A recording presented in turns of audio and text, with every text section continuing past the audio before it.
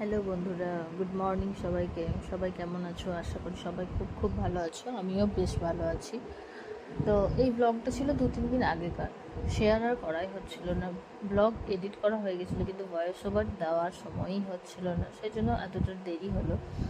তো তোমরা বলো কেমন আছো? তো সকালেই প্রথমে সব কাজটা সেরে স্নান টান করে নিয়েছি। তো তোমরা দেখলে বেরিয়েছি বাইরে, স্নান টান করে সব কাজ টাজ হয়ে যাওয়ার পর একটু বাইরে বেরিয়েছিলাম, বরের সাথে একটু কাজ ছিল।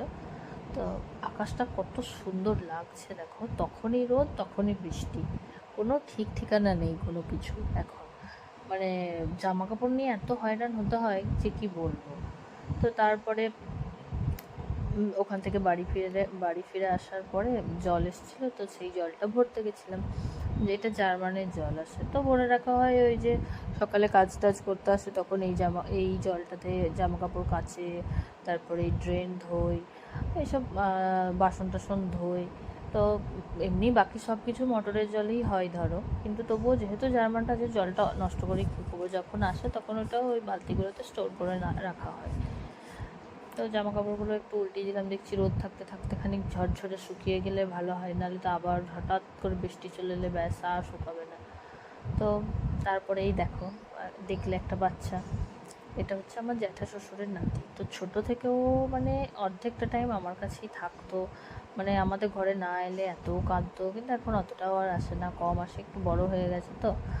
তো আগে আমরা যদি না থাকতাম, সন্ধেবেলায় বাইরে থাকতাম, তাহলে খুব কাঁদতো দরজার কাছে দাঁড়িয়ে।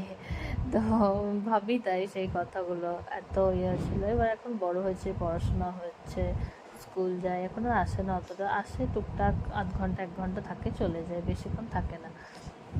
তো তোমরা বলো আমার ব্লগ তোমাদের কেমন লাগছে। যদিও বেশি ব্লগ শেয়ার করতে পারছি না, তবে রিলস শর্টস আমি রোজ একটা করে কিছু না কিছু শেয়ার করছি, হয় ব্লগ না হয় শর্টস, কিছু একটা। তো তোমরা বলো কেমন লাগছে আমার ব্লগ। এই দেখো আবার হঠাৎ মেঘ চলে এসছে, এত মেঘের পরেই দেখো কীরকম ঝরঝর করে বৃষ্টি শুরু হয়ে যাবে। এটা তো তবু 2-3 দিন আগেকার মানে ব্লগ।